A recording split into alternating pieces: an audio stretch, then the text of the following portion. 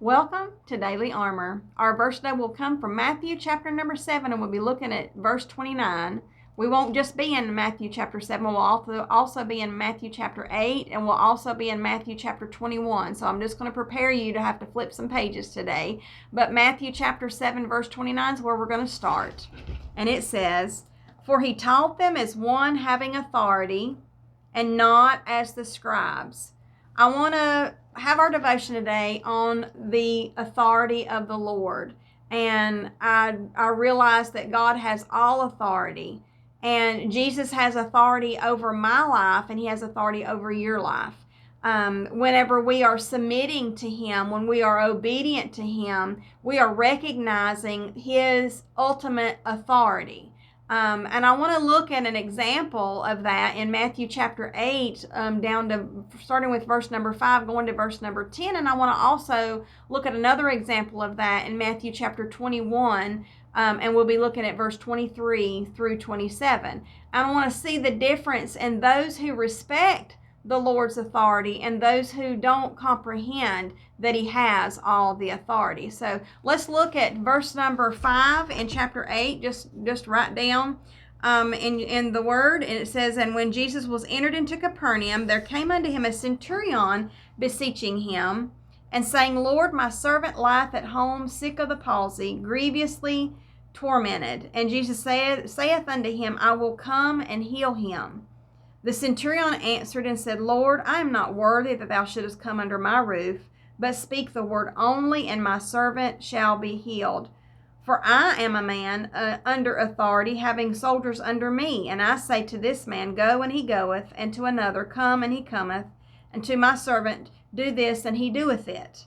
When Jesus heard it, he marveled and said to them that followed, Verily I say unto you, I have not found so great faith, no, not in Israel."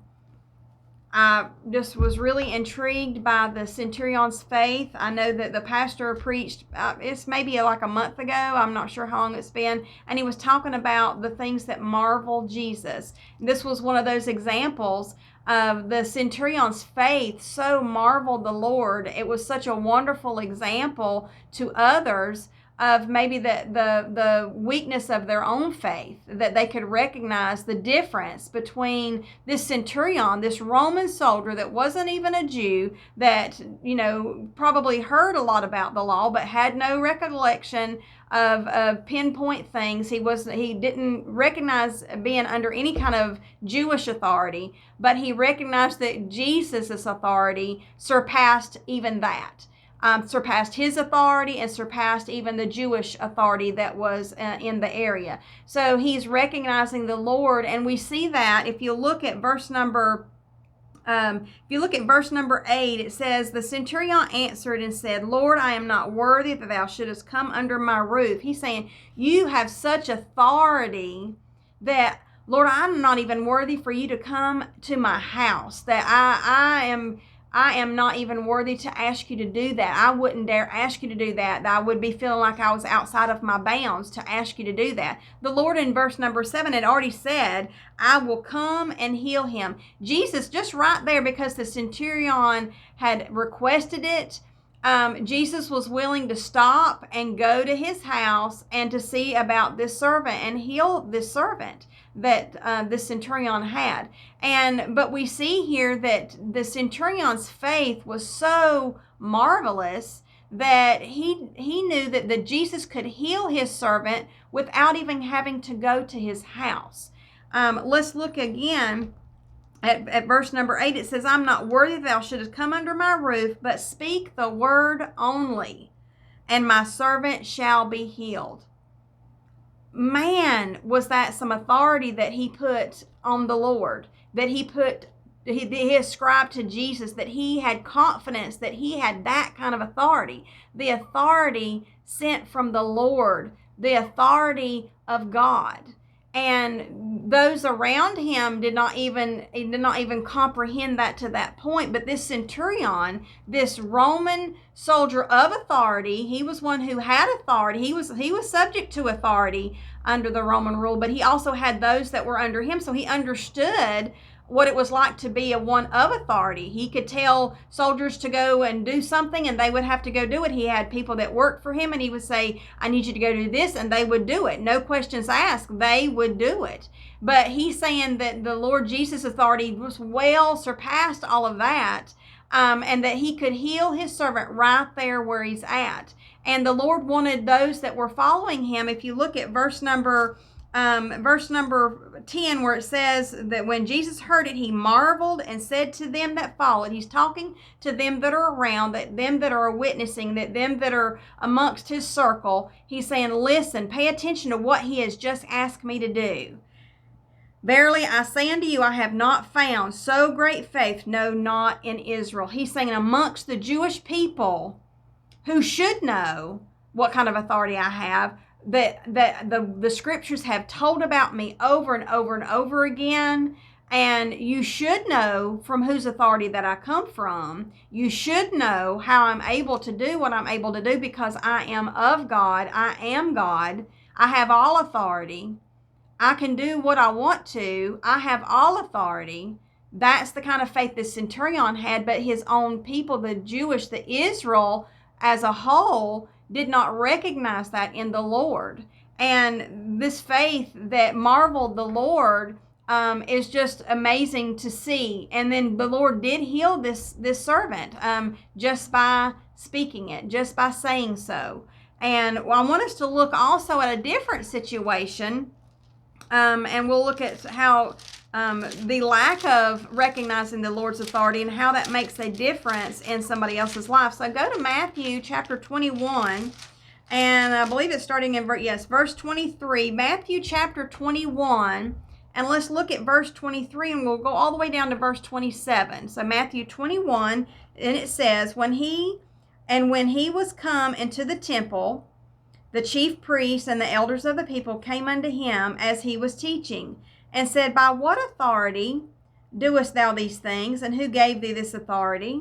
See, they're questioning the Lord's authority. They don't deny that the Lord has done some things. They're saying, how have you done it?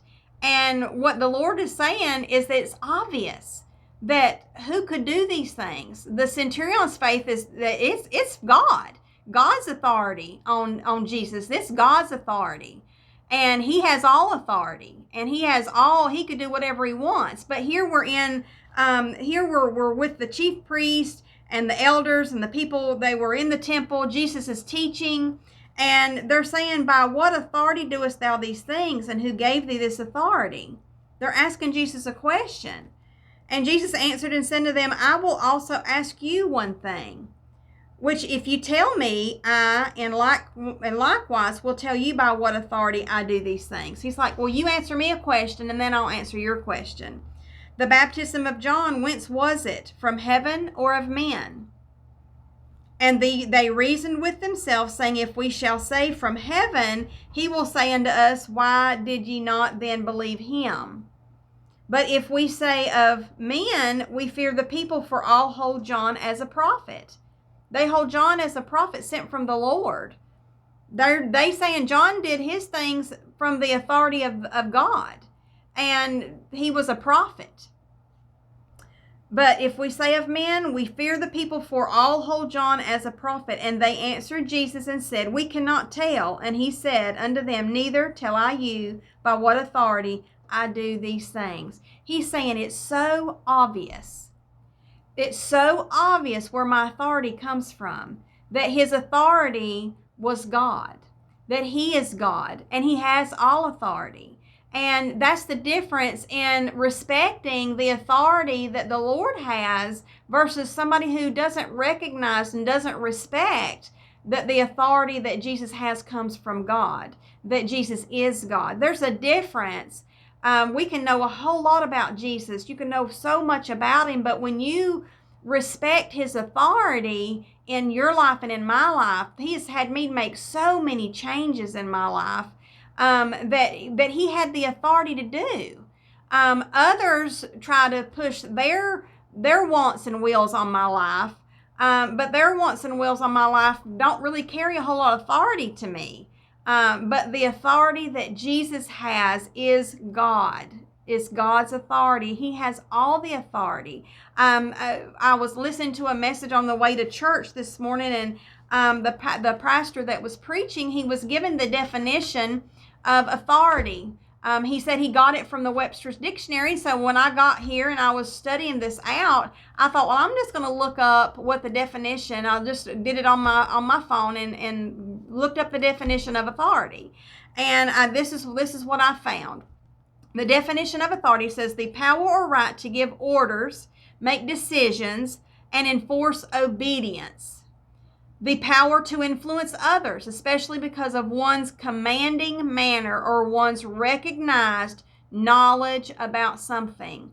See, the scribes and the Pharisees and these elders, they were not recognizing his authority as God. They weren't recognizing that he had the knowledge about something that they didn't know, because they thought they were the authority. They thought nobody could know as much as they did. And they did not respect that God's authority well surpassed their authority. The authority that they had was given of men.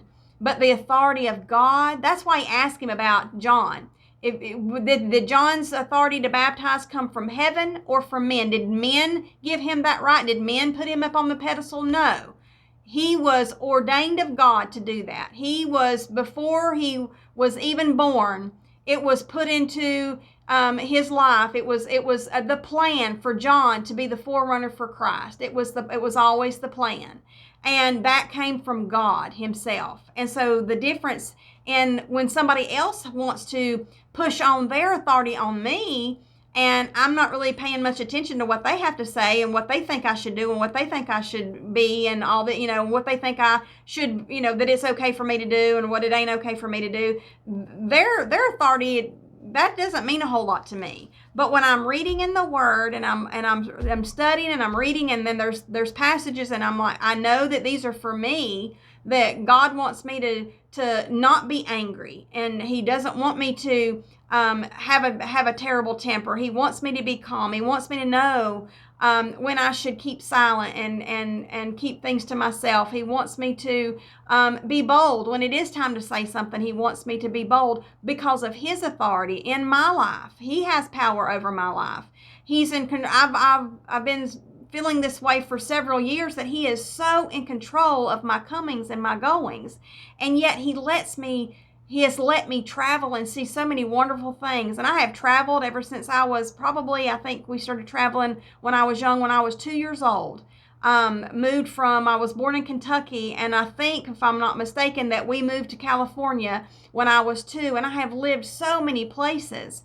And then in the midst of all this, I'm almost 28 years old and I get saved, and then Jesus has authority in my life.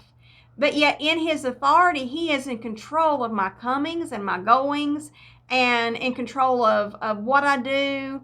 And I respect that to the point where there's been some things that I have planned that didn't pan out. And I knew that the Lord did not want me to go there. He did not want me to do that, I was to wait. And there's been other times when there was some trips out there, some places for me to go that I really, really didn't want to go. But I knew the Lord wanted me to go, and that I was to be obedient and do it anyway. That there were going to be things that maybe I would learn, that I would be observing, or that he was just giving me that break and giving me that time to reconnect with some family, some friends, or whatever, that he knew what I needed when I needed it. And so I respect his authority, that things that I have planned, if he has something different for me, then that's what I have to respect, his authority in my life. I want to be safe. That means I need to respect his authority and go and do what he wants me to do. And looking at this, that when we look back here at verse number 23, we see that them asking what they asked meant that they did not respect. They did not think he had any authority, but they could not comprehend how he could do what he could do. And with the answer that Jesus gave them in verse 27, it says, "Neither tell I you by what authority I do these things." He's saying it is so obvious that if you can't understand that my authority is from God, that I have been sent. I am the chosen one. I am the Messiah sent from heaven, then I don't even need to tell you anything, because it should be you of all people. You have the scrolls in front of you. You read them. You study them. And yet you can't comprehend where my authority comes from. He's saying, neither do I answer thee. Neither tell I you by what authority I do these things. He's saying, I'm not going to give you an answer for that, because it should be that obvious. So, and for those of us that are Christians, that are saved, we have to continue to respect the authority of God in our life, and the things that he wants in our life, and the things that he allows in our life. We have to respect his authority in that. And it also, that gives us comfort, because we're safe under the authority of God himself. And it doesn't matter what the doctor says. It doesn't matter what others think. It doesn't matter what you think. It matters what thus saith the Lord. And so I have these verses have really helped me, and to kind of see the difference between when my mindset was not respecting the Lord's authority, and then the switch that happened at salvation, and where I went from trying to please myself, trying to please others, trying to do all these things, to only respecting the authority of the Lord in my life, and only wanting to please him and do those things that he wants me to. So I thank you for joining me, and I look forward to seeing you again soon.